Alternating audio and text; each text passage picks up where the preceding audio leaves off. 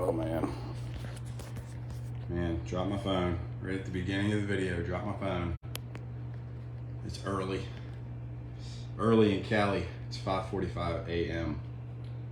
And this morning I am thankful for people who get up early and do stuff before it is required. Breakfast at this hotel starts at 6 a.m., but they put out coffee well before that. And for that, I thank you.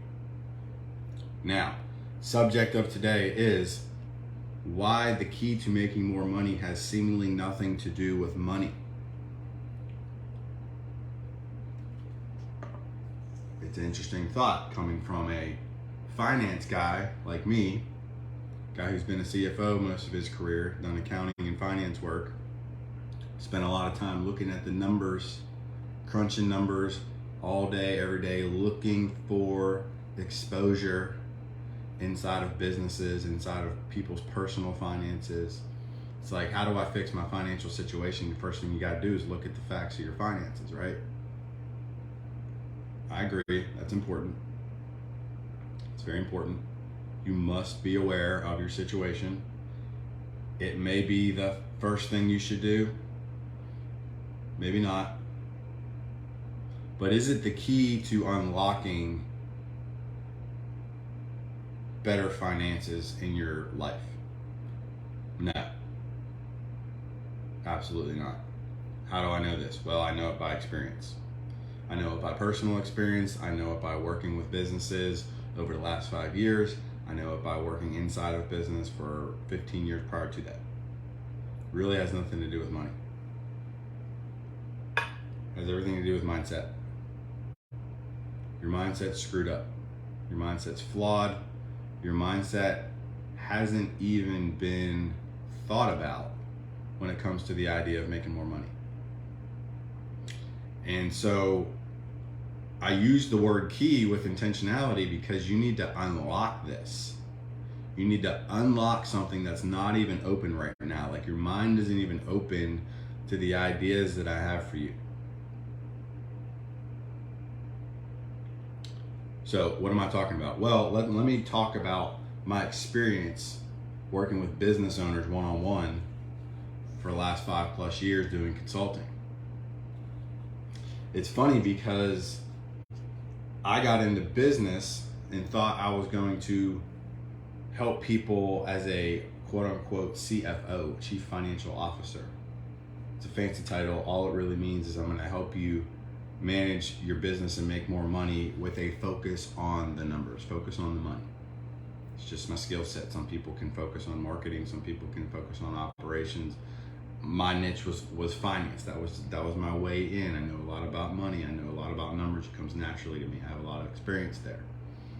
But early on inside of my venture into business on my own, helping these companies, right away I had to take a step back and be like, man, we can't even talk about your finances if the way you run your business in general is flawed.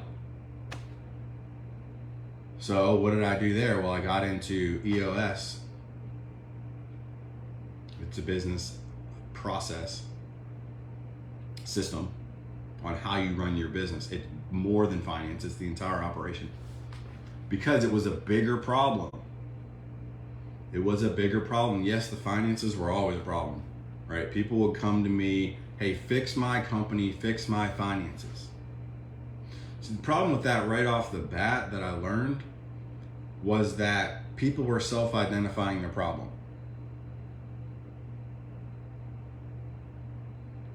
Think about that. People were self-identifying the problem. So they think they had it all figured out and they were coming to me already with as I would be the perceived solution. Now, on the surface, originally, as I initially say that, you would think, yeah, that's exactly what you want, isn't it? I thought it was. I made a lot of money doing that. I had a business model that worked for that. The problem was, once I solved the finance issue, I realized, or as I was solving the finance issue, what I realized with most of these businesses, 9 out of 10, I'm telling you, this is so common. the problem was way deeper than finance. Because I could go in and look at their books and clean it all up and fix all their messes and tell them the story that the numbers finally showed them, like the real story. So let me back up. What I mean by that is people would come to me with their story about their business from a numbers perspective, and usually it was just like this, just a shit show of I don't have any cash, or somebody stole from me, or we're consistently not making payroll, or our profit's not enough. That was their story. These weren't wrong stories necessarily, but they weren't the most important story. Because when you're going to fix a problem, you have to go to the deepest root of the problem, right? If you're trying to prevent weeds from growing in your lawn, you can't just continually chop the weeds down. You got to get them at the root. You got to kill those things all the way down. So you got to get to the root problem, or else it just keeps coming back up. That weed just keeps growing back up. Those financial problems, they just keep happening over and over again. It doesn't matter if you mow your lawn, you make it look nice one week. Couple more days, those weeds are going to grow up, and you know what happens with weeds? They grow faster than the actual good grass. Isn't that interesting? Fear of a tangent right now, because it got me thinking back to my farm back home and how long the grass is since I've been gone for a couple days. But weeds grow faster. Weeds can take over. That's why you got to kill them at the root. So these companies that I work with, they have financial problems, but they just wanted me to kind of cut them down, mow the lawn. And then, okay, thanks, Phil. We'll see you later. They didn't always say that, but sometimes some people did. Some people wanted this quick fix. The problem is they grows back, and it just grows back just as bad. So if you don't solve the root cause of these financial problems, you keep having them. So when I went into the EOS world and the business consulting world, we started talking about other things like people, processes, data, sales and marketing, all this kind of stuff. All good. Not the answer. This is not the answer to the problem. I'm just walking you through there. Stay with me. All right. So is the key to your finances looking at your finances? Is the key to solving your financial situation inside of your numbers? No, it's not. It's not. That's part of it. It is a important part. You need to know your numbers. It's not the main thing. Because what I'm about to tell you applies to individuals who make money, which hopefully is you, and businesses. So, wait for it as I drink my coffee.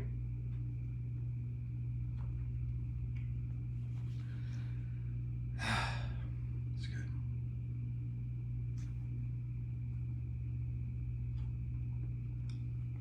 I already worked out. The problem is I got a shower and I got dressed too fast and I'm still kind of sweating. I hate that. You can't help that in the South. I'm not in the South today, by the way, but it just made me think about that. It's like in the summertime you get a shower and it's like, what's the point? Especially if you live on a farm like me and you're in and out of the house at the barn throughout the day. It's like, why did I get a shower? I'm just going to start sweating as soon as I get outside. Okay. The key to unlocking your finances, even if you own a business or if you're just individual, comes back to mindset. Your thoughts, the stories that you have about money.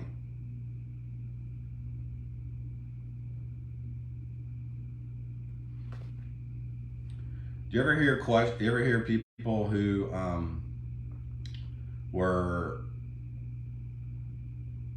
had a trauma in their life as a child? Like, I'm talking bad stuff, like molested or just something really traumatic happening in their life. Those things tend to stay with people for their entire life unless they address them. Now, I'm not here to help people address that kind of stuff today.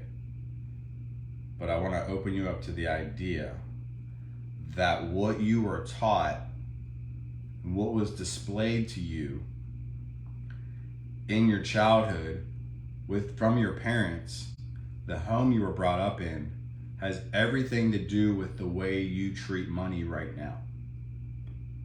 And this is only a part of it. This is only a part of where I'm going.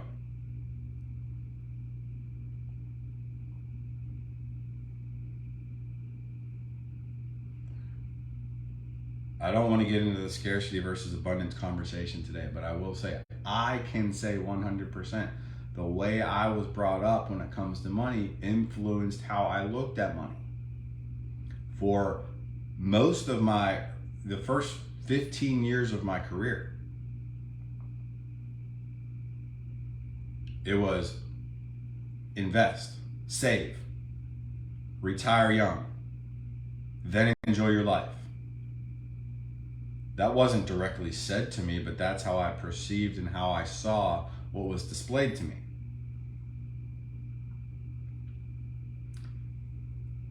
And I'm not saying that's wrong for everybody. It's not. It was right for my dad. He retired young, relatively speaking. But for me, it wasn't right. And when I started to get exposed to other thought processes around money, it started to awaken me to the idea that it doesn't have to be that way. And maybe it actually shouldn't be that way. And honestly, I don't think everybody in the world is cut out for it. I know they're not. You know, what I'm talking about is the mindset of a producer. You go and get everything that you are entitled to. You have to go get it and earn it and continue to do that. See, I don't even look at retirement as a goal anymore. And there's a lot of different reasons behind that go beyond just the fact that I feel like I should continue to earn and produce. But what I want to close with here is the mindset that you need to have is that you control your ability to make money. Nobody else. You control your ability to make money.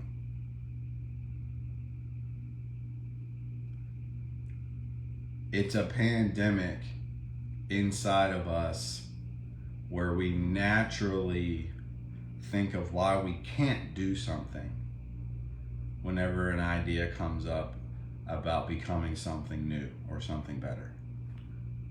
I do it. I've done it.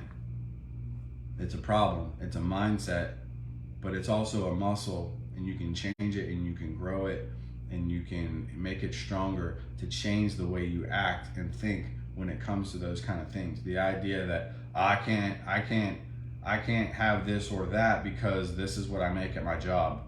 I can't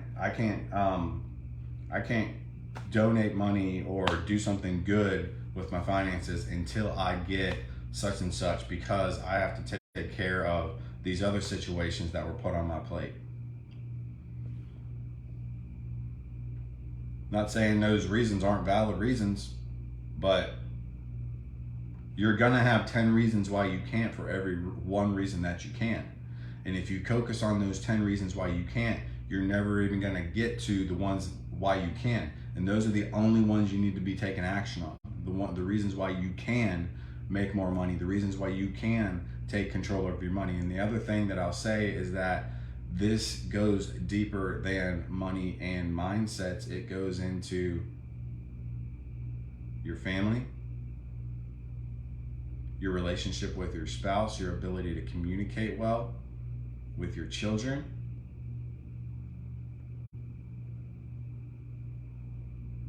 Right? Because if you don't have a good situation going on inside of your marriage, it's going to rob your ability to go produce and make more money. Because you're constantly going to be thinking, whether it's directly or subconsciously, about the issues you have at home. Same with your children. With your body. You have to be healthy.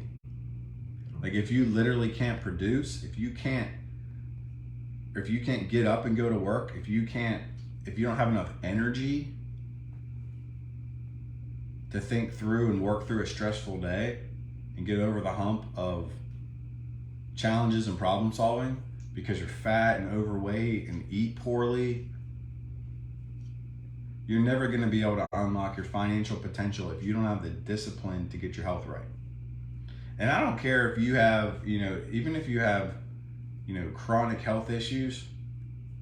Okay, if you want to maximize your abilities, you need to learn how to deal with those chronic issues. I've had chronic issues before. I had debilitating back issues 10 years ago. I was on painkillers at work, like falling asleep in meetings. It was so bad. I had to address those issues. It took me years to fix my back problems. I wouldn't be doing what I'm doing today if I had back problems. There's no way. And the last area is a spiritual connection to God. If you're not connected to God and you're not working on that relationship every single day, you're going to be missing something that is massive in your ability to produce and make more money, and that is your purpose. That is your purpose and your calling in life. Not only will you be unfulfilled working for somebody else, even if you're a business owner working for the customers you don't want to work with, or working with employees and teammates and leadership team members that you aren't really the right people, if you don't get in alignment with your sole purpose in life, you're limiting your ability to produce the most you can produce. And I'll take it a step further. If you are a highly connected person spiritually, this is not an opportunity. This is mandatory. It's a responsibility. Because we're called to do this. We're called to do what God calls us to do. We have to find that thing and then we have to go after it. So if you feel connected to God and you feel like He's pushing you in a certain direction and you're saying no, that's a spiritual issue that you have to deal with. I've had to go through this before many times.